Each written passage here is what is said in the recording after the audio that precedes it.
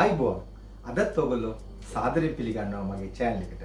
අදත් මම රෙසිපි එකක් ගෙනාවා. ඒ තමයි කොහොමද මේ සීනි සම්බල් බනිස් හදාගන්නේ කියලා. ඕ නැත්නම් සීනි සම්බල් පාක්. ඉතින් අපි මේක බලමු කොහොමද ඒක හදාගන්නේ කියලා මම ඔයාලට කියලා දෙන්නේ. හරිම ලේසියෙන් හදාගන්න විදිය. ඉතින් අපි බලමු මේකට අවශ්‍ය මොනවද අමුද්‍රව්‍ය කියලා. ඉතින් මෙතන තියෙනවා පාන් පිටි කිලෝ එකක්. ඉතින් ඔයගොල්ලන්ට මේකට අවශ්‍ය නම් මේ ෆැමිලි එක පොඩි නම් අපිට පුළුවන් මේක මේ පිටි 500ක් ගන්න. ඒ මොහොත් මම මේ පෙන්නන ප්‍රමාණයෙන් හරියටම අඩක්. ඊළඟට මෙතන තියෙනවා මිල්ක් පවුඩර් තියෙනවා. සමහරට මේක මිල්ක් පවුඩර් නැත්තම් ඔයගලන්ට පුළුවන් පාවිච්චි කරන්න බ්‍රෙඩ් ඉම්ප්‍රූවර් තියෙනවා. කඩේ මේ සුපර් මාකට් වල ගන්න. එහෙනම් ඒ ප්‍රමාණය ගන්න පුළුවන් ටේබල් ස්පූන් එකක්. ඊළඟට මෙතන තියෙනවා සෝල්ට් තියෙනවා. ඊළඟට ඩ්‍රයි ඊස්ට් තියෙනවා. ඊළඟට මෙතන මාජරින් තියෙනවා. මාජරින් මම ටේබල් ස්පූන් දෙකක් පාවිච්චි කරනවා. ඒ වගේම මම බිත්තරයක් පාවිච්චි කරනවා. ඊළඟට මෙතන ලුණු තියෙනවා. ඒ වගේම මම කලින් හදාගත්ත මෙතන සීනි සම්බල් තියෙනවා. මේ සීනි සම්බල් එක මම ඊට කලින් වීඩියෝ එකක් කරලා ඇති කොහොම සීනි සම්බල් හදාගන්නේ කියලා. ඒක නිසා මම අද වීඩියෝ එකේ සීනි සම්බල් හදන විදිය කියලා දෙන්නේ නැහැ. ඉතින් අපි බලමු කොහොමද හදාගන්නේ කියලා. ඉතින් මෙතන මම හරියට අරගෙන තියෙනවා ටේබල් ස්පූන් 3ක් ඊස්ට්. සමහර මේ අපි සීත රටවල ඉන්න නිසා අපිට ඊස්ට් එකක් වැඩිපුර අවශ්‍ය වෙනවා. නැත්නම් ඔයගොල්ලෝ ඉන්නේ මේ උෂ්ණ අධික රටක නම් අපිට අවශ්‍ය වෙන්නේ නැහැ ඉච්චර. ඔයගොල්ලන් ටේබල් ස්පූන් දෙකක් තිබුණත් ඇති. ඊළඟට මෙතන දාමි පවුඩර් ටික. ඊළඟට සීනි ටේබල් ස්පූන් දෙකක් පාවිච්චි කරන්න. ඊළඟට ලුණු ටේබල් ස්පූන් එකක්. හොඳට මැති. අපි මේ ටික අතින් මෙහෙම කවලම් කරගෙන ඊට පස්සේ බටරුයි බිත්තරයයි ඊට පස්සේ දාන්න.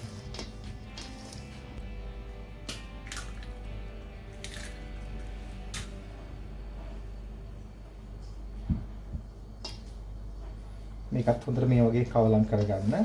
ඊට පස්සේ මම වතුර ලෑස්ති කරන් තිනවා. ඒක ලුක් වෝම් වෝටර් උෂ්ණත්වය අංශක 35ත් 40ත් අතරේ උෂ්ණත්වයක් තියෙන්නේ.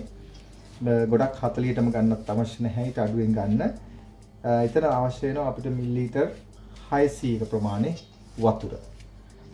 මේක මේ ඩෝ එක සොෆ්ට් ඩෝ එක හදාගන්න විදිය හොඳට බලා ගන්න. ඒක තමයි වැදගත්ම තියෙන්නේ. එහෙනම් මේක කවලම් කරගත්තා. ඊට පස්සේ අපි වතුර ටිකෙන් ටික එකතු කරගමු. මේ අත තෙමෙන්න බලන්න රස්නේ වතුර නේ ගොඩාක් රස්නේ ගන්න එපා ඔයගොල්ලෝ.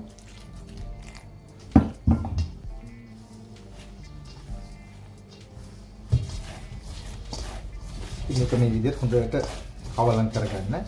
ඔයාලට මේකෙම තියාගෙනත් මේක කවලම් කරන්න පුළුවන්. හැබැයි ඒක තනියමින් කරන නිසා ටිකක් අතට අමාරු වෙන්න දැනෙයි.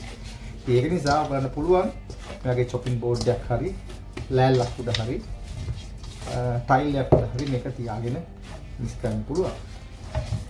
මේ විදිහට හොඳට මේ වගේ හොඳට නීට් කරන්න. මේ වගේ මේකම තමයි මාළු පාන් ඩෝ කරත් ගන්න පුළුවන්.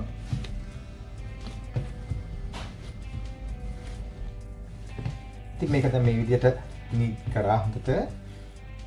ඉතින් මතක ඇතුව මේක විනාඩි 10ක්වත් හොඳට මේක කවලම් කරන්න ඕනේ. ඒකල්ල බලන්න මේ විදිහට හොඳට තියෙනවද කියලා. ඊට පස්සේ මේක සාමාන්‍ය ඔයගොල්ලෝ සීත රටක ඉන්නවා නම් දුගානේ පෑ දෙකක්වත් තියෙන්න ඕනේ. උෂ්ණ රටක ඉන්න අයට නම් එච්චර අවශ්‍ය වෙන්නේ නැහැ. පැයක් වගේ එනකොට මේක රෙඩි වෙනවා. ඉතින් මේක නැවතත් ඒ බෝල් එකටම දාලා මේක හොඳට වහලා ක්ලීන් රැප් එකකින් තියලා තියන්න. මේ වගේ දෙගුණයක් විතර මේක පිපෙන එකක්. ඉතින් මේ මම කලින් හදාගත්ත මේ ඩෝ එක දැන් පේනව නේද? ඔබ මේ ඩබල් සයිස් මේක හොඳට පිපිලා තියෙනවා. ඊට මේක දැන් අයින් කරගෙන ඊට පස්සේ අතේ පොඩ්ඩක් ගා ගන්න. නැත්නම් ඇදෙන්න පුළුවන්. ඊට පස්සේ මේ ග්‍රෑම් 100 කොටස් වලට මේක මේ කඩා ගන්න ඕන. දැන් මෙතන කිලෝ එකක් නේ තියෙන්නේ. එතකොට මේක සාමාන්‍යයෙන් බෝල 15ක් වගේ තමයි සෙට් වෙන්නේ. ග්‍රෑම් 100 ගන්න ගත්තා. මොකද ඒකේ වතුර බරක් තියෙනකොට සමහර අය මම අහලා තියෙනවා කොහොමද ඒක වුනේ කියලා. ඉතින් ඒක තමයි කියන්නේ මේ වතුර දාලා අනිත් ඒවා දානකොට ප්‍රමාණය වැඩි වෙනවා. ඉතින් ඔබ තේරෙත් දැන් මේක අපි ග්‍රෑම් 100ට අපි කඩා ගන්න ඕනේ බෝල හැටියට. ඉතින් මම මගේ පුරුද්දට මම ගන්නවා ග්‍රෑම් 100. ඊට පස්සේ මේක මේ විදිහට හොඳට මේ විදිහට බෝල් කරගන්න. ඉතින් මේ ග්‍රෑම් 100 ඒවා ඔයගලන්ට ඕන නම් මේ තරාදියක් ඇත්තටම අරගෙන ඔයගොල්ලෝ කිරලා බලන්න මේ ග්‍රෑම් 100. ඒ වගේ මේ මෙන්න මේ වගේ තැනක් අරගෙන මේ වගේ තෙල් ගාලා මේ වගේ තැටියක් හොයාගෙන මතක තියාගන්න ලං කරන්න එපා. මේවා පිපෙන්න ගත්තන් පස්සේ දෙකකට ඇලෙන්න පුළුවන්. ඒ නිසා මේ වගේ සෙන්ටිමීටරයක් විතර එකමාරක විතර පරතරයක් තියලා කතරේ තියාගන්න.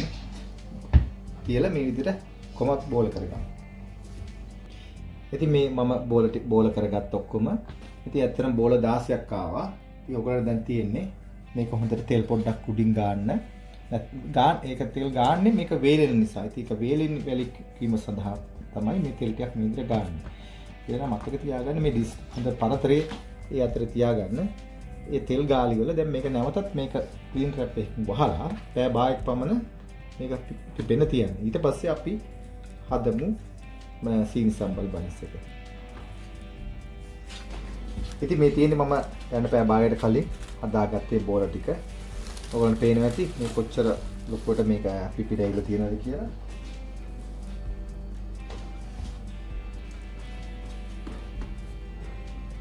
දැන් ඔයගොල්ලන්ට මම පෙන්නන්නේ මේක හදාගන්න විදිහ. ඉතින් මේක පොඩ්ඩක් දැන් ඔයගොල්ලන්ට පේනත් මේක හරි සොෆ්ට් එකකට තියෙනවා. ඒ නිසා අපි මේක පොඩ්ඩක් දැන් තුනී කරගන්න. හරි ලේසි තුනී කරගන්න. සොෆ්ට් ගතිය තියෙන නිසා මම තියන්න මේ ක්‍රැක් හදගන්න එපා. කියන්නේ මේක මේ කැඩෙන්න දෙන්න එපා. ඊළඟට Tamanට මේ වගේ හැන්දෙන් මේ වගේ ප්‍රමාණයක් මෙහෙම ගන්න. අරගෙන මේ විදිහට තියාගන්න. ඒ තියාගෙන ඊළඟට මේක මේ දෙපැත්තෙන් මේ විදිහට පොඩ්ඩක් ඇතුළට නවනවා. නවලා ඊට පස්සේ මේක මේ විදිහට මේ රෝල් කරනවා. මෙන්න මේ විදිහටයි රෝල් කරන්න. තේරුණාද? මෙන්න මෙහෙම තමයි තියෙනවා. ඊට පස්සේ නවපු පැත්ත බිමට හිටින්න මේක අපි දැන් මේක බේක් කරගන්න තැටිය උඩින් මේ විදිහට තියාගන්න. මේ විදිහට. ඉතින් අපි දැන් මේ විදිහට හදමු කොහොමද ඒක හදාගන්නේ කියලා මම එකකට හදලා පෙන්නන්නම්. මම තව එකක් ඔයගලට පෙන්නන්නම් බලාගන්න නැවත වතාවක්. ඉතින් මේක එක විදිහට කට්ටිය නවනවා. නමුත් මම මේක ලස්සනට නවා ගන්න හේතුව සීනි සම්බල් හදනකොට මම මේ විදිහට කරාම ලේසි. මොකද අපි ෆිෂ් දාලා හදනකොට වෙනමයි ඊට මස් දාලා හදනකොට වෙනමයි. ඒ විදිහට තමයි යන්නේ. ඉතින් ඔන්න මේක නැවතත් මේ විදිහට ඇතුළට පොඩ්ඩක් එනවා ගන්න ගොඩක් කුලි කරන්න දාන්න එපා. පස්සේ මේක මේ විදිහට නවනවා. ඔයාලා ඇති පෑන් රෝල් කරන විදිහ තමයි ඒක රෝල් වෙන්නේ. මෙච්චරයි. කියලා මේ වගේ පොඩි කට්ටුකුත් දැම්මම ලස්සනට මේ විදිහට තියෙනවා. ඉතින් මේ තමයි මම හදාගත්ත මේ අන්ස් ටික. ඒකුරත් නැවත වතාවක් තෙල් පොඩ්ඩක් ගන්න. මොකද ඒක අර බේරෙන්න දෙන්න එපා. බේරුණොත් ඒකේ ෆිනිෂ් එක හරියට එන්නේ නැහැ. ඒක නිසා මතකන් තෙල් ගන්න. නැත්නම් ඔය ඩිස්ප්ලේ එකක් තියෙනවා ස්ප්‍රේ කරන්න පුළුවන්. ඉතින් මේ විදිහට මේක දැන් මේ වගේ තවත් එකමාරක් විතර ප්‍රමාණයක් ලොකු වෙනකන් මේක තියෙන හොඳට මේ පිපිලෙනකන්. ඊට පස්සේ අපි මේකට එග් වොෂ් එකක් උඩින් ගාලා ඊට පස්සේ අපි අංශක 180 උෂ්ණත්වයෙන් අපි මේක විනාඩි 15ක් පුළුවන් මේක බේක් කරගන්න. ඉතින් මම මේ හැම එකම තෙල් ගාලා තියෙන්නේ. දැන් මම මේ විදිහට හොඳට මේක ක්ලීන් රැප් එකක් දාලා මේ විදිහට වහලා තියෙනවා. මොකද මම මේ වහලා තියෙන්නේ උෂ්ණත්වයත් ඒ විදිහට තියාගන්න සහ මේක වේලෙන එකත් අඩු කරගන්න. වහලා මේ තියන්න නැත්තම් මේ ක්ලීන් රැප් එක නැත්තම් ඔයගොල්ලෝ පුළුවන් රෙදි කෑල්ලකින් මේ වහලා තියන්න.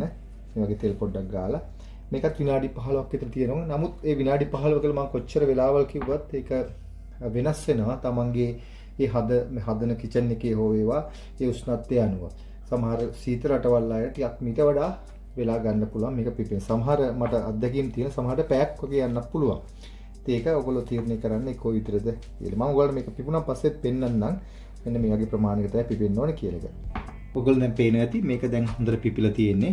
දැන් මම ඉතින් මේකට මේ එග් වොෂ් එකක් හදාගෙන මේ විදියට හොඳට ගාන්න වටේම ඒ ගාලා මම අවන් එක මේනකොට හොඳට හරි උෂ්ණත්වයේ තියෙන අරින්න ප්‍රීහීට් කරලා ඊට පස්සේ දැන් මේක අපි අවන් එකට දාමු. අපි දැන් මේ විදියට අවන් එකට දාගමු.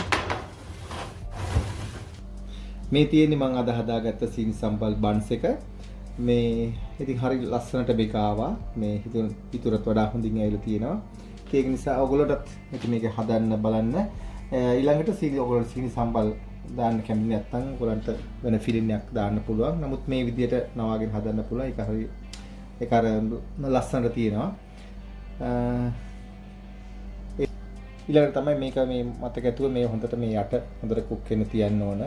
ඊළඟට මේ බලන්න මේ soft එක හොඳට තියෙන්න ඕන. ඔයාලට පේන ඇති මේ softness එක මේක හොඳට තියෙන්න ඕනේ. ඒක හරි වැදගත්. මේ අද ඔයගොල්ලෝ දැක්ක කොහොමද ඒක හදාගන්නේ කියලා. හරි ලේසි ඔයගොල්ලෝ හදන්න උත්සාහ ගන්න. මම හිතනවා ඔයගොල්ලෝ යමක් එකකින් ඉගෙන ගන්න ඇති කියලා. මොන හරි දෙයක් තියෙනවා නම් තේරෙන්නේ නැති දෙයක් තියෙනවා නම් මට කමෙන්ට් එකක් දාන්න අපේ travel page එකට අපේ Facebook page එකට. ඒ වගේම මම අද මේ ඔයගලන්ට ස්තුතිවන්ත වෙනවා අපේ channel එකට ගොඩාක් අය subscribe කරලා තිබුණා. ඒ ගැන හොඳයි ඒක channel එකක් හැට අපිට ඒක තවත් ඉස්සරහට යන්න ලේසි. ඒ වගේම මේකෙන් තවත් බොහෝ දේ ඉස්සරහට ඔයගලන්ට දැනගන්න ලැබේවි අලුත් වැඩසටහන්. ඒ වගේම ඔයගලන්ට යමක් තියෙනවා නම් අපිට සුපුරුදු පරිදිම ගොඩක් අය Facebook එකේ අපිට සටහන් කරලා එවනවා. ඒ වගේම ඔයගලන්ට පුළුවන් ඉදිරියටත් ඒ වගේ ඒක පාවිච්චි කරලා මොන හරි දෙයක් ගැටලු තියෙනවා නම් අපිට එවන්න කියලා. ඉතින් මම හිතනවා ඔයගොල්ලෝ අද දවසේ යමක් කරගන්න ඇති කියලා. ඒ වගේම නැවතත් මේ වගේම ලස්සන වීඩියෝ එකක් හම්බ වෙන තුරු ඔබට සුබ දවසක්. ආයුබෝවන්.